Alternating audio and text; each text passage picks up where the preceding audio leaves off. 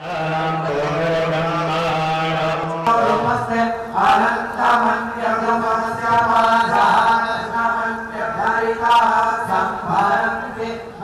माँ इंद्राक्षी जय अम्बे।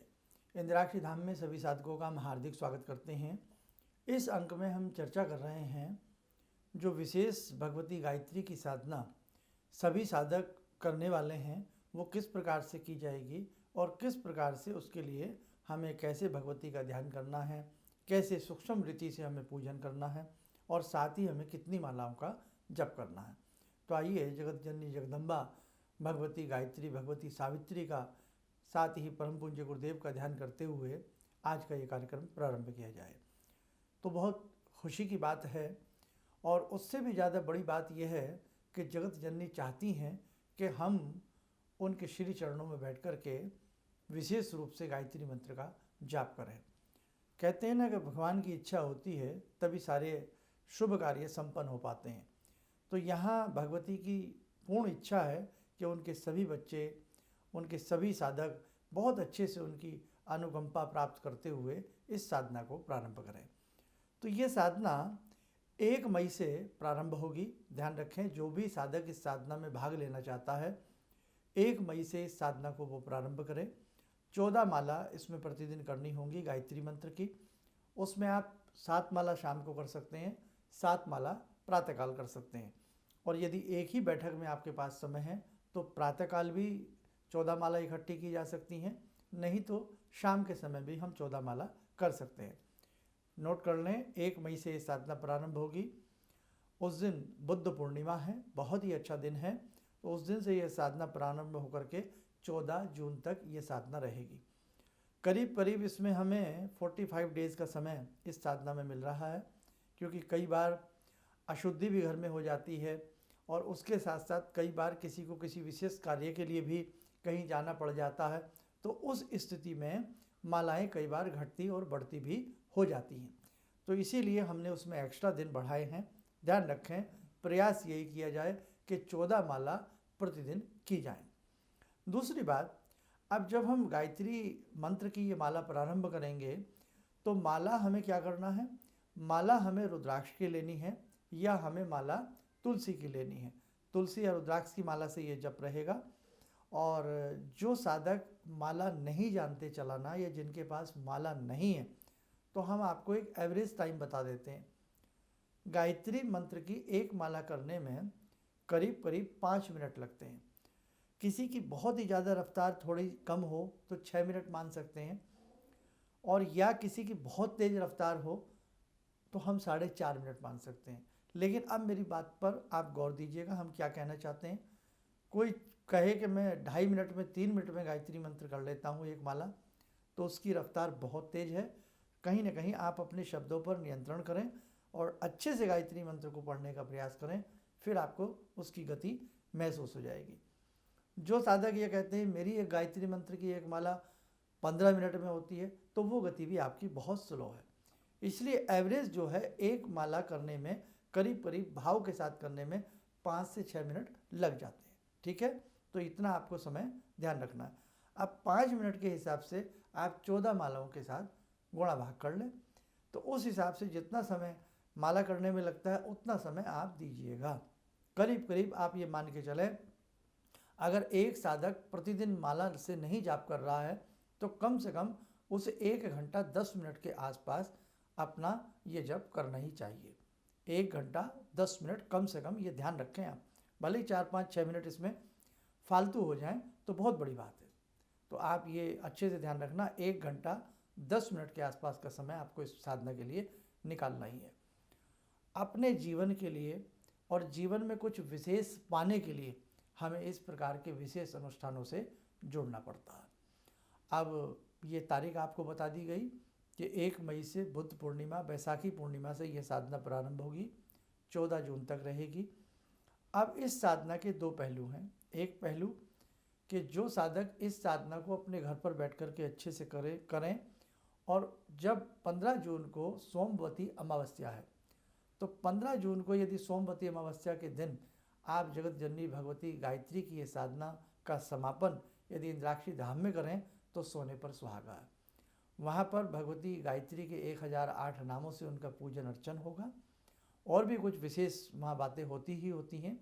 और जहाँ इतने सारे साधक बैठ कर के हज़ारों की संख्या में जिस स्थल पर बैठ कर के जप तप करते हैं, वो स्थल भगवती कदापि नहीं छोड़ती हैं। अर्थात जगत जननी का वास उस स्थल पर हो जाता है।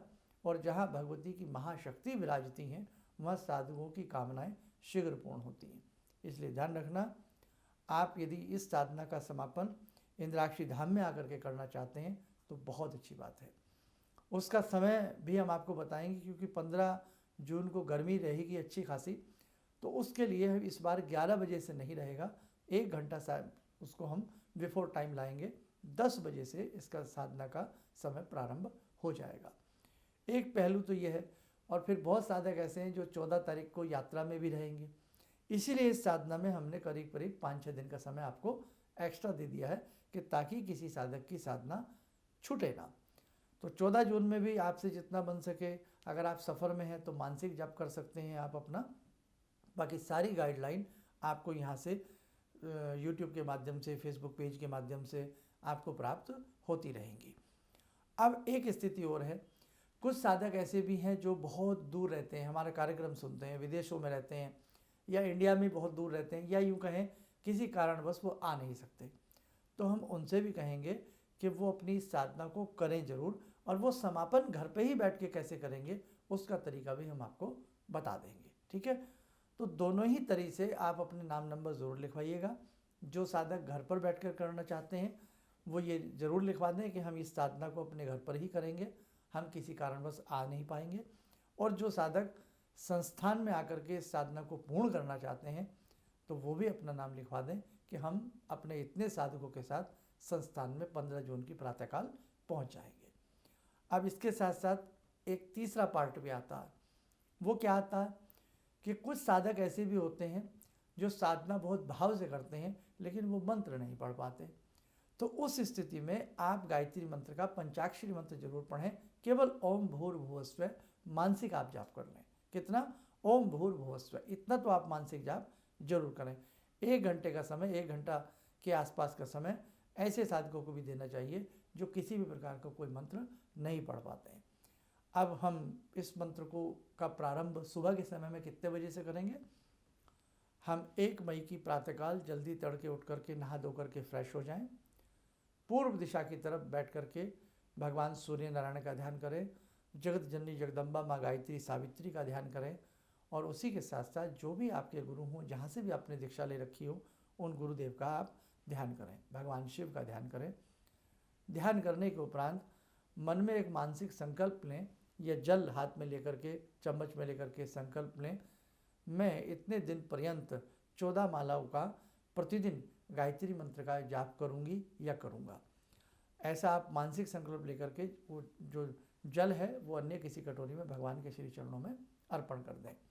नहीं तो आप केवल मानसिक संकल्प ले लें कि हम 45 दिन पर्यंत ये गायत्री का जप करेंगे और इतनी माला करेंगे।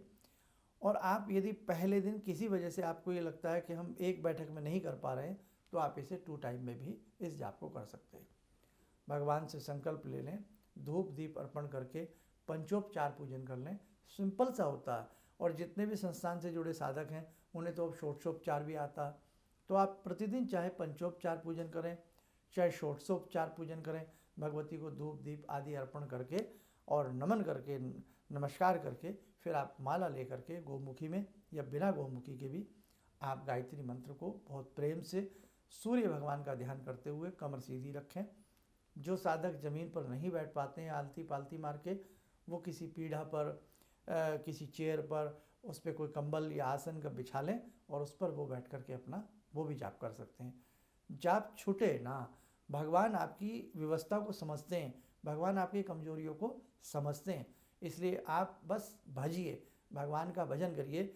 और ख़ास तौर से अनुष्ठान तो जीवन में हमें जरूर करने चाहिए। ये अनुष्ठान ही हो रहा है, ऐसा मौका जीवन में बार बार नहीं मिलता।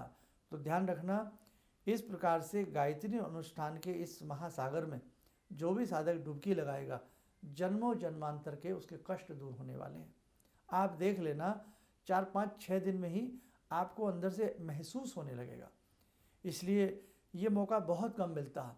जीवन में हम मनोरंजन में अपना समय खो देते हैं, जीवन में हम जागने में, मोबाइल देखने में, गपशप लड़ाने में जीवन में बहुत सारा समय खो देते हैं।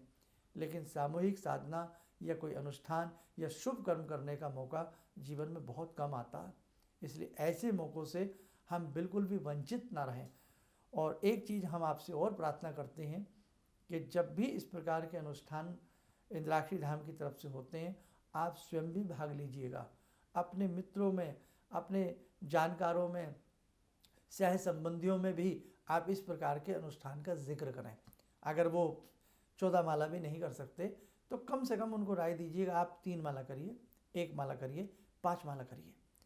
ताकि इससे क्या होता है कि विश्व में आज कैसी अराजकता फैली हुई है, कैसी उदासी छाई हुई है, कैसी अशांति फैली हुई है। आप जो ये जप करेंगे ना, इसका पर्यावरण के ऊपर एक बहुत विशेष प्रभाव पड़ेगा। आपके मानसिक मन पटल के ऊपर इसका बहुत बड़ा प्रभाव पड़ेगा, आपकी आत्मा के ऊपर इसका बहुत बड़ा प्रभाव पड़ेगा। और साथ ही साथ पूर्व जन्म में जो भी हमने कई बार बुरे कर्म करे होते हैं, कई बार हम जीवन में बड़े परेशान चल रहे होते हैं, आर्थिक रूप में, मानसिक रूप में, शारीरिक रूप में, आप देख लेना इस अनुष्ठान का एक दैवीय प्रभाव आपके ऊपर आने वाला है। इसलिए स्वयं भी इस अनुष्ठान से जुड़ें, औरों को भी इस अनुष्ठान से जुड़ने के लिए आपको प्रेरित कर रहा है। भगवान का नाम आप जितना साधकों से जपवा सकें उतना ही कम होता है। और आप एक नेक काम कर रहे हैं, आप एक शुभ काम कर रहे हैं, आप एक अच्छी पहल कर रहे हैं। इसमें शर्माएं ना, संकोच ना करें कोई क्या कहेगा। आप किसी को गलत राय नहीं दे रहे हैं। इसलिए ध्यान रखना, अच्छी राय हमेशा अपने सगे संबंधियों को, अपने निजी जनों को जरूर देनी चाहिए। उस मशवरे को, उस राय को मानना ना मानना वो उनका अपना मन होता है। तो इसमें हम ये भी चाहेंगे अधिक से अधिक संख्या में आप इसमें साधकों को जोड़िएगा। आप देख लेना, आगामी इस साधना के परिणाम बड़े अच्छे होने वाले हैं। ये साधना सुदूर तक जाएगी। और बाकी मैं आपको प्रतिदिन के हिसाब से कुछ न कुछ इस साधना के बारे में बताता ही रहूँगा।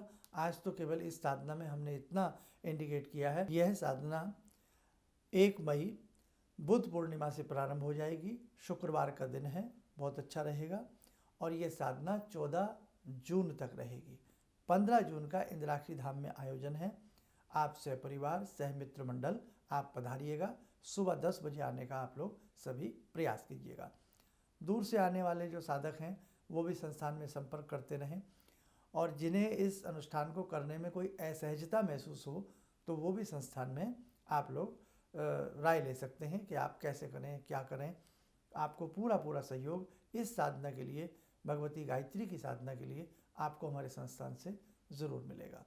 उसी के साथ साथ जो भी साधक संस्थान से जुड़े हैं, इंद्राक्षी धाम से जुड़े हैं, जिन्होंने पहले भी गायत्री साधना एक बार हम लोगों ने कराई थी, आप लोगों ने करी थी, तो आपको उसके नियम संयम बहुत कुछ पता होंगे। तो आप भी अपनी तरफ से अपने जो भी आपके सहजन हैं उन्हें इस साधना को समझाने में आप कतई भी कोताही न बरतें। उन्हें अच्छे से इस साधना के बारे में समझाएं, इसके परिणाम के बारे में बताएं, इसके लाभ के बारे में बताएं। गायत्री मंत्र बहुत ही अच्छा मंत्र है। गायत्री मंत्र कामधेनु के समान है। इसलिए ध्यान रखें, इस गंगा जल की डुबकी में आप सब डुबकी लगावें, पुण्य के भागी बने। और गायत्री मंत्र एक बार साधक अपने जीवन में जरूर करे। और बहुत लोगों के मन में ये भी आ सकता है कि हमने गायत्री मंत्र से दीक्षा नहीं ली है, तो आप ये ध्यान करें, परम पूज्य गुरुदेव का ध्यान करें, इंद्राक्षी धाम का ध्यान करें, भगवती गायत्री का ध्यान करके अपनी साधना को प्रारंभ करें। किसी प्रकार का कोई इसमें संशय मन में न लाएं। करीब सारी चर्चा अनुष्ठान के बारे में इस अंक में हो चुकी है। और इसी बीच में 10 मई को अष्टमी है, रविवार का दिन है। जो भी आसपास के साधक 10 मई को अष्टमी के दिन भगवती जगत जननी जगदम्बा माँ इंद्राक्षी के दर्शन करना चाहते हैं तो आप लोग जरूर आइएगा। और कहीं ना कहीं जब भगवती के दर्शन होते हैं और वहाँ पर एक गोष्ठी भी होती है, चर्चा भी होती है, भगवती का गुणगान और संकीर्तन भी होता है, तो ऐसी स्थिति में जब आप भाग लेते हैं तो पुण्य का उदय होता है, पापों का शमन होता है और साथ ही संकटों का निवारण होता है, भगवती का शुभ आशीष प्राप्त होता है। तो जो भी साधक 10 मई को आना चाहता है या ये जो गायत्री अनुष्ठान कराया जा रहा है, गायत्री पूजन कराया जा रहा है, इसमें जो भाग लेना चाहता है अपने अपने हिसाब से आप हमारे संस्थान में संपर्क करके आप अपना फ़ोन नंबर, मोबाइल नंबर और कितने साधक इस साधना में भाग ले रहे हैं ये ज़रूर आप लोग नोट डाउन करा दीजिएगा। और बाकी हम पूरा प्रयास करेंगे कि सहज से सहज तरीके से आपको इस साधना के बारे में हम बताएं और आगे डिटेल में भी इस साधना के बारे में हम पूरी जानकारी आपको अपने जितने भी हमारे प्लेटफॉर्म हैं उनके माध्यम से हम आपको बताते और समझाते रहेंगे। चलिएगा, आप लोग स्वस्थ रहें, सुखी रहें। इन शुभकामनाओं के साथ हम अपनी वाणी को विराम देते हैं। जय जय अम्बे। किसी भी समस्या के समाधान के लिए मिले प्रसिद्ध हस्तरेखा एवं वास्तु विशेषज्ञ प्रोफेसर धर्मेंद्र शर्मा जी से। नोट: शिविर में भाग लेने हेतु एवं व्यक्तिगत रूप से मिलने के लिए कॉल करने का समय सुबह 10 बजे से शाम 6 बजे तक। हमारे विभिन्न ज्ञानवर्धक कार्यक्रम देखने के लिए आप हमें अभी सब्सक्राइब करें, बेल आइकन को प्रेस करें ताकि आप देख सकें हमारा कार्यक्रम सबसे पहले। और अधिक जानकारी के लिए फेसबुक पेज को लाइक करना न भूलें।